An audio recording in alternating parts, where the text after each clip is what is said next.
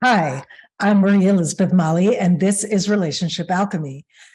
Welcome to today's show with Sam Horn. We're going to be talking about talking on eggshells, what to say when you don't know what to say. Sam Horn is the CEO of the Intrigue Agency, and she is also a 3-time TEDx speaker and the author of 10 books, including her newest, which will be available in June, which is called Talking on Eggshells. Richard Branson's Now leaders, TED Fellows, NASA, and EO have all hired Sam to coach their executives on media training and public speaking. Sam was the executive director of the Maui Writers Conference, which Writers Digest called the best writers conference in the world, for 17 years. And she has helped hundreds of clients crystallize quality books and keynotes that have scaled their impact and income for good. Welcome to the show, Sam. Thanks so much. I've really been looking forward to sharing some stories and insights with your listeners and viewers. Me too, because every time we talk, I just get so much inspiration, and I love the way you work with words and use words. So I'm super excited that we get to use our words today. And I'd like to begin with talking on eggshells. Tell me the background of that title, of what inspired it and what it's about.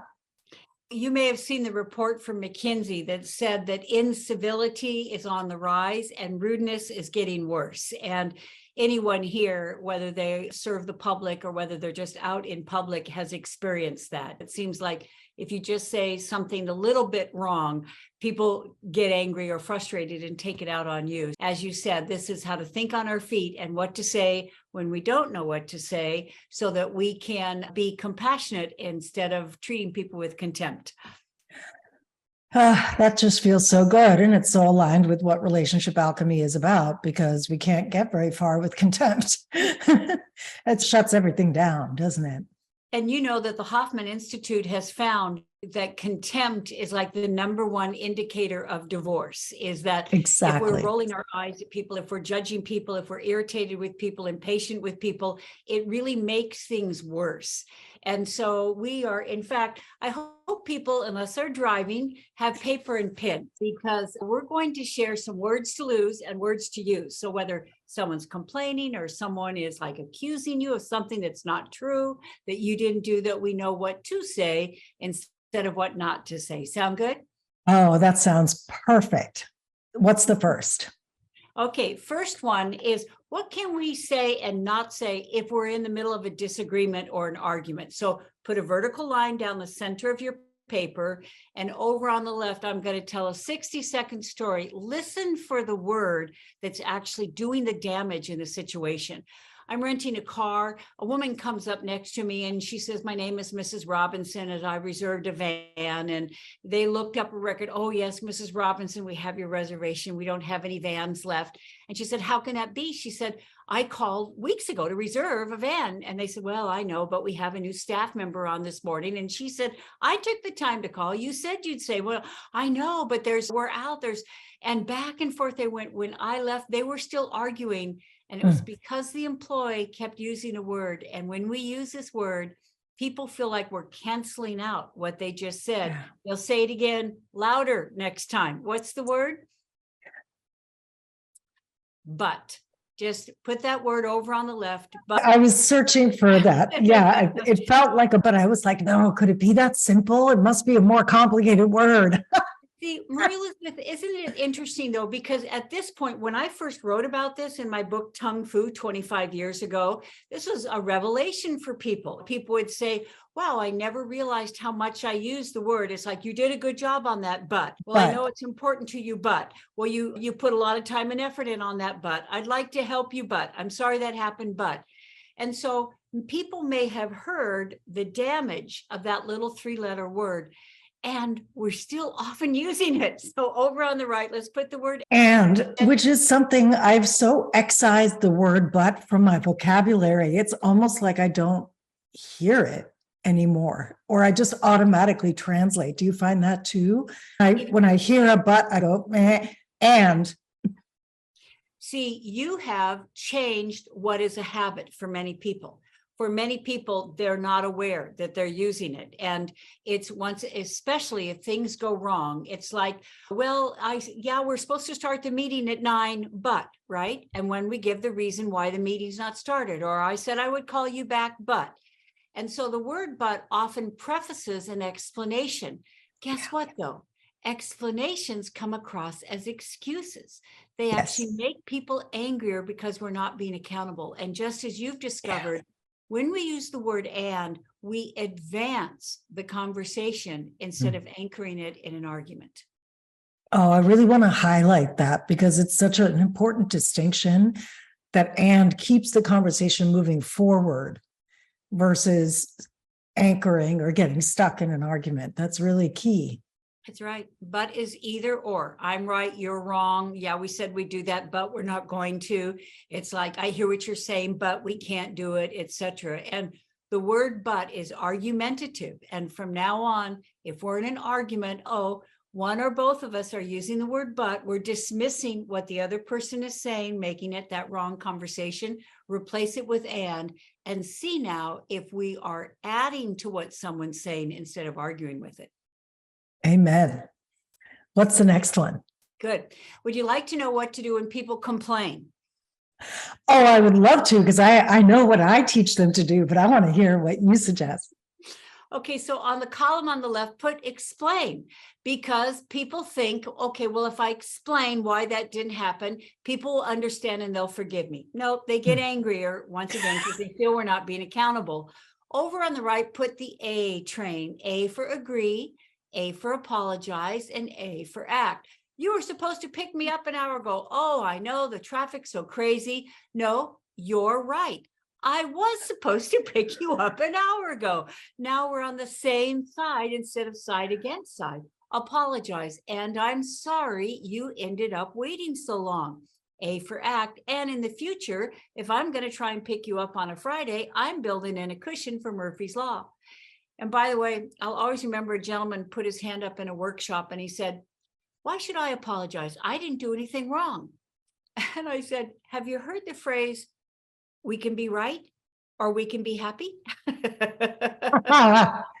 I'm still mystified. Why would he say that even? You were late, like someone was waiting for you. Of course, it's not wrong in the grand scheme of everything moral, but it is a disrespect of someone's time. It is, they might have felt worried or abandoned or hurt or like they don't matter. It can bring up all kinds of stuff. It reminds me of that saying that intent isn't the same as impact. And so it's like he's negating his impact because in intent, he still got there to pick her up or her. I'm doing he, her, but whatever. What do you say to that? I'm so glad you're bringing that up because more and more when I do training in organizations, people are saying, I have been told not to apologize because it opens us up for liability, or it seems like we're at fault. We're responsible for what went wrong. And actually, there's something called the Express A train, and I'll just do it now. It's because I believe that we can apologize when something goes wrong, and it does not mean we're to blame or we're responsible. As you just pointed out, it means we're commiserating with their inconvenience. It means we're putting ourselves in their shoes and saying, just as you said, she thought, did he forget? Is he in some ditch somewhere? And so when we set that precedent, then they are more likely to say, well, you couldn't do anything about it, and go off and have a pleasant evening instead of going back and forth, because neither one is doing that compassion. So here is a time, though, when if you feel that it could open you to liability, would you like to know what to say? Absolutely. Yeah, I was doing a training in Hawaii, and emergency medical EMT put his hand up and he said, Sam, we got a 911 call yesterday. We left within 90 seconds of getting the call. And by the time we got down to Waikiki Beach, a gentleman had drowned. And his wife came over and grabbed me and said, if you had gotten here sooner, you could have saved him. Now, that is a case where you don't say you're right. Yeah. What you do is you take the Express A train. I am so sorry for your loss. And are there relatives that we can call? Are there belongings we can collect? Do you see how then you don't say that you're right? However, you can still say, I am sorry for your loss. Doesn't mean they're to blame. It just means that they're giving compassion in that instead of don't blame me, not my fault. I left in 90 seconds. Like, you should have called sooner. I can, right. What I'm hearing in that as well is it seems almost too basic to say, but I feel like we need the reminder in today's world. The suggestions you're giving so far are really about being a person. It feels so key to me around being a person who stays in connection with whatever it is that's happening. It can be uncomfortable to take responsibility or be accountable. And I think that's why so many of us avoid that. We go, well, it wasn't my fault, because we don't want to actually feel that we've impacted someone in a way that's hurtful.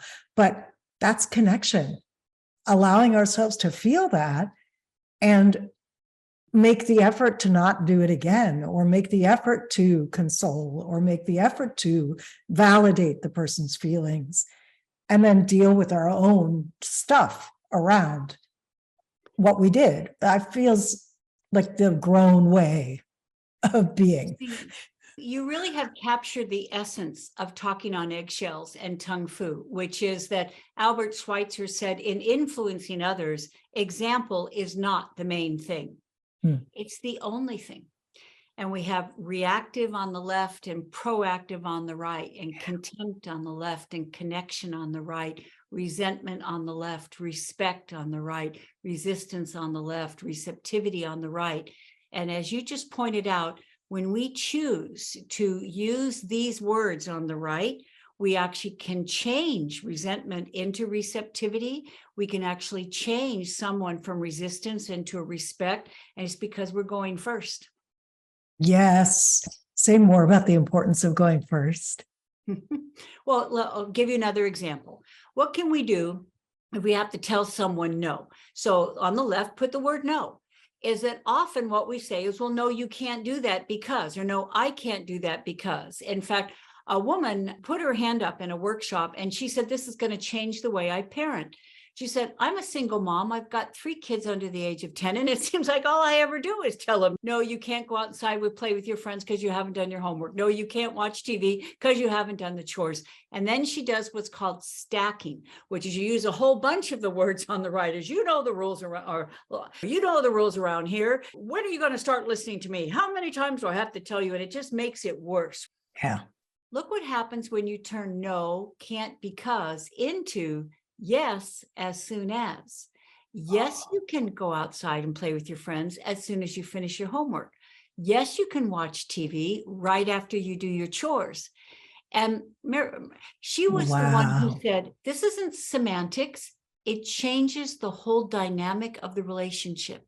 Yeah. Because when I tell them no, they see me as the big meanie who is blocking them from what it is they want. When I say, yes, you can as soon as, who's responsible for getting what it is they want? They are. And that's such a great lesson in life, because that's true all the time. Exactly. Yeah. Yeah. You want to know what to do if someone makes a negative accusation? Absolutely. Okay. So I was speaking at a women's leadership conference, and in the Q&A, a woman put her hand up and she said, why are women so catty to each other? Marie Elizabeth, I'd heard that question so many times before that I decided to Don Draper it. Don Draper said, if you don't like what's being said, change the conversation. And I said, ladies, let's agree never to ask or answer that question again. Because when we repeat a negative accusation, we reinforce it. So over on the left, put repeat, reinforces, right? So if someone says, now don't get mad, I am not mad, now we are. Someone says, you women are so emotional, I'm not emotional, now we are.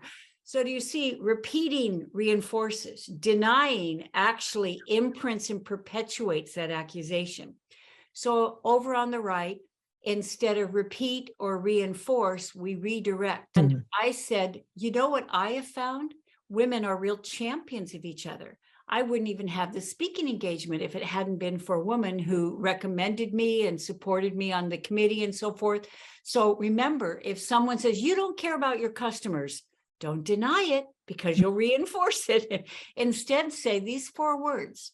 What do you mean? Well, I drove an hour out of my way. I couldn't find parking. I come in and this isn't even available. And oh, now we know the real issue and we can address that instead of reacting to the attack. That is so useful in personal relationships too, because what do you mean or tell me more are 2 phrases that, again, invite connection and allow you to get beyond your own projections of what you think they mean and hear what they actually mean, which then you can address. It's so brilliant. It's so good. And it's also making me think about those blanket statements. I hear a lot, there's no good men out there, or men suck, or men are dumb, or whatever the latest flavor of male bashing is. And quite often I will write things to counteract that, because in my experience, because I don't show up to life with a belief that men are dumb, insensitive, I'm treated so beautifully by the men in my life, the contractor, my laborer in Mexico, all the men that I work with, including, and obviously my own fiance, but I'm talking about men that I'm not intimately involved with, because I don't show up with an attitude of they're dumb. I don't show up to women with an attitude that they're catty. Yes. Then I'm treated completely differently. So I think it's really important to reinforce the not using the negative reinforcement and countering those examples with what's also true. Maybe your evidence says that men are dumb or women are catty, but that has more to do with how you're showing up, I think, than with how the world works. You are so right. In fact, we can actually put sweeping over on the left, like a sweeping generalization, and over on the right, we can put specific. Because if someone says, you don't love me anymore, I do too love you. How can you? There we go. You never listen to me. I do too listen. Do you see how, once again, a sweeping generalization and the reaction when we say, well, what do you mean? Or what makes you say that? Well, you had your head in your phone the whole time I've been talking to you since I got home. Or it's like, you forgot our anniversary. Do you see how asking instead of assuming gets to specifically what's going on instead of that sweeping generalization? And as you talk about in relationship alchemy, the alchemy is in finding out what's really going on and addressing that and responding to that and being proactive on behalf of that, instead of just reacting to it. Absolutely. That, and for the person who's making the sweeping generalization, sure, sometimes they slip through because we're pissed. But what we can do if we have a tendency to do that kind of blaming statement is we could preemptively look for the specific thing that has us upset and just give that. So instead of saying, you don't listen to me, we could lead with, hey, you've had your head in your phone the whole time we've been talking. Would you be willing to put it down? I'd love your full attention. Doesn't that feel better? Alchemy from assume to ask. And assume to ask. Yeah. And you just brought up the word blame. So would people like to know what to do if someone's blaming, especially maybe something's going wrong, the finger pointing has begun, fault finding, etc. John F. Kennedy said, our task is not to fix the blame for the past. It's to fix the course for the future. So it's important to do a pattern interrupt. And a pattern interrupt could be, hey, time out, right? Because time out is a pattern interrupt. Normally people will stop, and that pause gives you a chance to get your verbal foot in the door. Then you can say, let's not do this. Or you can say, this won't help. Or you could say, we could spend the rest of the afternoon going back and forth about who dropped the ball on this. Instead, Let's figure out how we can keep it from happening again. Let's talk about how we can reach out to that customer and apologize for what went wrong and be accountable. Let's talk about what system. Do you see how when we do a pattern interrupt and we focus on the future instead of the past, and how we can find solutions instead of finding fault? That's how to transform blaming into working together to resolve the situation instead of complain about it. Oh, that is so beautiful. And on one hand, I'm so excited. And on the other hand, my mind is really flashing on all the ways that what you and I are talking about require that someone have some level of regulation of their own nervous system. We're talking about adult behavior here. And in a world where it feels like we're devolving into ever more childish behavior, we're talking about the opposite, which is actually maintaining your awareness and presence, even when you're upset or other people upset. So can you say a bit about that? Because I feel like that so underlies your genius, is being present and aware. And can you just say a bit about that? I'm so glad you're bringing this up, because it's actually how I wrap up every workshop. I put up a quote from Eleanor Roosevelt, and she said that no one can make us feel inferior without our consent. And I adapted to say, I think no one can make us angry without our consent. And I will always remember, I was a gruff construction boss, and he put his hand up and he said, Sam, you're pulling a Pollyanna with that one. He said, you mean if someone's swearing at me, that's not supposed to make me mad? And a woman in the audience stood up and she said, I agree with that because I've lived through it. She said, I work with a neurosurgeon who's the most abrasive individual I've ever met. He's a brilliant physician. He has zip people skills. She said, last year, I was a fraction of a second late handing him an instrument in surgery. He berated me in front of my peers. He humiliated me in front of the team. She said, when I was driving home, I just kept rehashing what he said. I got so upset. She said, I got home, I sat down at the dinner table. I told my husband what happened. I said, oh, that doctor makes me mad. And he had heard this before. And he said, Judy, what time is it? She said, it's 7 o'clock. I said, what time did this happen? She said, 9 o'clock this morning. He said, Judy, is it the doctor who's making you mad? And with that, he got up and he left the dinner table. And she said, I sat there and I thought about it, and I realized it wasn't the doctor who was making me mad. The doctor wasn't even in the room. She said, I was the one who'd given him a ride home in my car. She said, I was the one who'd set him a place at my dinner table. She said, I decided that evening that never again was I giving anyone the power to ruin my personal life, that I was not going to give them a home in my head. So I really think that over on the left is that other people have the power to make us mad or make us angry or make us depressed. And over on the right is that we have the power over our mood and over our quality of life, not other people and not circumstances. Amen. How do you suggest that? I'm trying to formulate this question without. Okay, got it. How do you suggest that we use these incredible shifts from the left to the right in our conversations with people who don't necessarily play by the same rules? How does that work? I'm so glad you brought that up. And that is part of why Talking on Eggshells is coming out, is how can we be the quality of person we want to be, even when other people aren't, right? Yeah. Because if we base on our behavior, well, they're being rude to me, so I'm going to be rude to them. It's like, well, they are taking their anger out on me, and that's not fair because it's not my fault.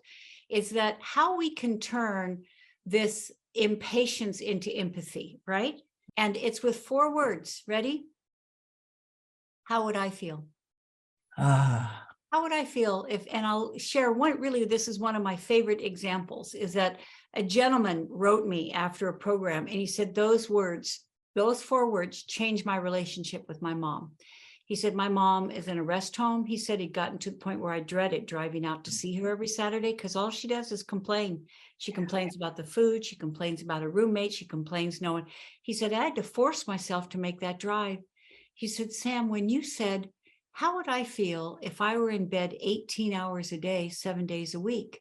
How would I feel if I couldn't get up and go to the kitchen and fix something I wanted and I really didn't like the food that I had every single meal? How would I feel if my roommate played the TV so loud I couldn't even hear myself think? And he said, it got me right out of my impatience. And I thought I can listen to it for a couple hours every Saturday. However, now here's also how I went from reactive to proactive. I'd said to him, instead of complaining about what you don't like, how about creating what you would like? I said, what would you like with your mom? He said, well, I'd like to talk about our good times, our memories. I said, take out a photo album. I said, because, when you go to those photo albums, and this is what he put in his letter. He said, Sam, I did that the next Saturday. One picture of this crazy uncle we had brought back a whole hour of memories. One picture of this mountain cabin we used to go to every summer had us laughing, remembering. And so part of what you're saying is it's instead of every single one of us have the autonomy and the choice and the opportunity. Instead of complaining what we don't like, how can we create what we would like? And I think these words on the right, that is us having the emotional maturity and taking responsibility for creating more of what we would like instead of complaining about what we don't like.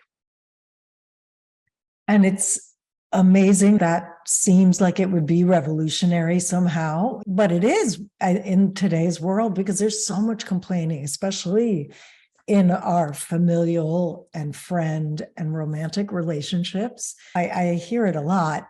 And I love the power inherent in, because I say this, you can create the experience you want. You can create the vibe you want, even if somebody else isn't playing by the same rules, because you can have the more powerful nervous system and set the tone. In fact, something just happened a few days ago. And so there's a legacy to this because it happened with my son originally, and it just happened with my grandson. So I know about the enduring timeliness of this. So we're going to go back to when Andrew was about 5 years old, and it was a rare rainy day on Maui. And Andrew turned our hall wall into a mural. So I was not a happy camper, and I was letting him know that. And he shuffled his feet a little bit, and then he looked up at me and he said 2 words. And do you know what the 2 words were? No idea. Fresh start. Oh, what? And you know what? Fresh start. And I thought, I am taking out my anger on a 5-year-old who thought that this was cool. I'm going to turn our hall wall into a mural. Won't mom be happy? And fresh start put things in perspective and allowed me to immediately change my behavior in that moment. Well, I was watching my grandson Hero a few days ago over the New Year's, and he came up behind me and he went, boo. Well, I almost had a heart attack. I went, ah. And I said, Hero, never do that again. And Marie Elizabeth, he collapsed into a chair. He felt terrible. And I'm going to cry, Marie Elizabeth. I said, we're going to use 2 words that I used with your dad. I said, Hero, would you like to have a fresh start? I said, because that really scared me. And it didn't feel good. And I know you did not mean to scare me. I said, so would you like to have a fresh start? And we have these little chimes on the door. And I went over and I said, so whenever you want a fresh start, ring these chimes, fresh start. And guess what? It can be. It closes the books on what happened and puts it behind us. And his whole body, his whole countenance changed with 2 words, fresh start. That is so beautiful. Thank you for sharing that story, because that is applicable in so many relationships. And to be able to, again, have the presence of mind to see the collapse and go, oh, fresh start. especially at that tender age, right? Where everything feels so big. But we need that as adults too, because we all have these little ones who are also showing up in our relationships, getting crushed day after day with the contempt and the criticism and the derision and fresh start. Marie Elizabeth, the statistics and the research, the quiet quitting, the great resignation, people being burned out and stressed out and feeling isolated and lonely, and the mental health challenges. And what you and I are talking about is that there is so much out of our control. We may not be able to control some of the circumstances going on in our life. And those circumstances can define and defeat us, or we can realize we have self-determination. And that means that being a little more kind, a little more compassionate, giving people a fresh start, choosing to use the words "and you're right," and being proactive and finding solutions instead of fault, and saying, well, yes, you can do that, as soon as all these words on the right help us be the quality of person we want to be, even when other people aren't. And it sets this precedent and example where people are more likely to respond in kind. Yes. And as a final thought, I'd love to touch on the idea of boundaries when you need, because I could hear if someone is not used to communicating in this way, I can hear that an objection might be, well, I don't want to be a doormat. Is this going to make me a doormat? Is this going to make me have to say yes to everybody all the time? And so we already covered a bit how to say no, but can you unfold a bit more about skillfully setting boundaries in this way that you're describing? Because I think that part's key. Well, I'm going to give an unexpected example. Are you ready?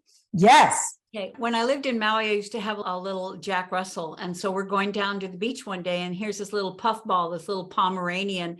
And so JR goes up to sniff, and this little Pomeranian goes, and JR backs off. And then he thought, okay, I'm going to try one more time. Nope. Okay, boundary. And I think we can set boundaries without barking. I think we can say things like back off, or that's inappropriate, or please speak to me with respect, or please use different words, or take that someone else. Do you see how all of those, we have a hula hoop of space, or an arm's length in front of us, aside of us, and behind us. And that's our physical space. People say, get out of my space. That's tangible. We also have a psychological space. And if someone is being intrusive, or someone is too close for comfort, or is crowding us verbally, that the way we set a boundary is we literally put our hand up and we say, hey, back off for a moment. Or like, wait a minute, give me a chance here. Or take that language somewhere else. Or treat me with respect. And you see how that is a verbal way and a visual way to have people respect our physical and our psychological boundaries. Amen. Love that. Yes. So simple to say, back off, stop here. No. Enough. There was a period about, 5 years ago where Patrick and I were working on some of the crunchy bits of our relationship. And one of the crunchy bits was that I can be fiery in my expression and not always in the most useful way. Like, he loves my fire, but there's times where it's not, it's just not clean. Like, he loves my fire when it comes out clear and clean. And he's like, yes, that feels good. And then, there's times where I get snippy or I get critical, or where it just, my tone gets off. Right. So he began saying the equivalent of that, of like, hey, don't talk to me like that. Or if you keep speaking like that, I'm going to leave the room. I love you. I'll be back. And I'm leaving the room now. And he would literally leave the room, which was such an effective technique, because it made me have to handle myself like your friend at the dinner table who was still carrying the doctor. And she realized, I don't need to bring the doctor home to the dinner table. I realized myself, I don't need to have my discontent express in these ways that are critical, or what's the word I'm looking for? Derisive.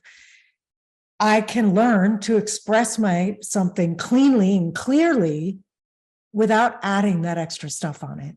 And so once I took responsibility for how I expressed something that I needed to be different or wanted to be different, then he wouldn't have to leave the room anymore. Then he could stay in the room because I wasn't being a jerk. That's right. That's right. So You that's know, a real life example, people, from my relationship. and what a lovely example that is, because see, he's not attacking you or accusing you. It's like, wow, that's out of line. It's like, I can't believe you treat me this way. No, he said, it's like, if you're going to continue to do that, then I'm going to leave. So it's a statement that puts the ball in your court so that you can self-reflect and self-correct. And it's a win for both people, isn't it? For both of us, exactly, because it's him feeling his self-respect and what he will and won't tolerate. Yeah. And it's me learning how to communicate more effectively in a way that wasn't modeled for me growing up. So I didn't have it. And this is what I also want to say is the things that you and I are talking about are things that were not often modeled for us, right? You and I are offering a possibility here for a new way of communication, an evolution of connection, of connectability, of adultness beyond what many of us got to experience as kids. And so it's no blame also in not knowing these things that you and I are talking about, because you and I had to both learn them.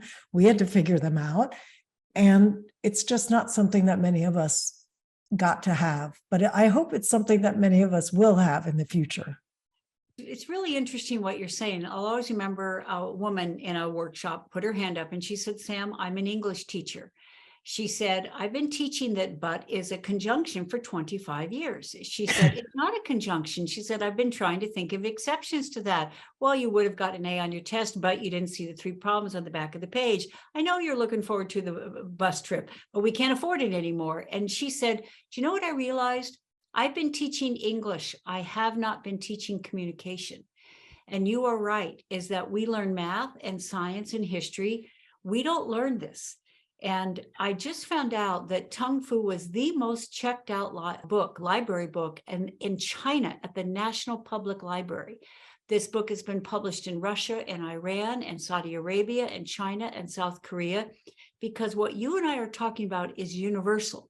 Whatever the version of the word is, what we're talking about, like you said, is how can we communicate to connect? How can we eliminate these words that actually make things worse, even if that's not our intention? And how can we replace them with words that are considerate and that are kind and compassionate and that set that precedence for civility? And that's really what we're talking about. Beautifully said. That kind of feels like a final thought that is just brilliant, and I want to leave it there. But in case there is another brilliant thought that wants to wrap up our conversation, is there?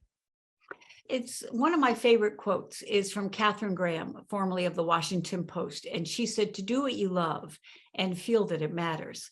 How could anything be more fun? And it's how I feel about writing and speaking on Talking on Eggshells and Tung Fu. And I know it's how you feel about doing your podcast and your work with clients on relationship alchemy, is that we get to do work that matters.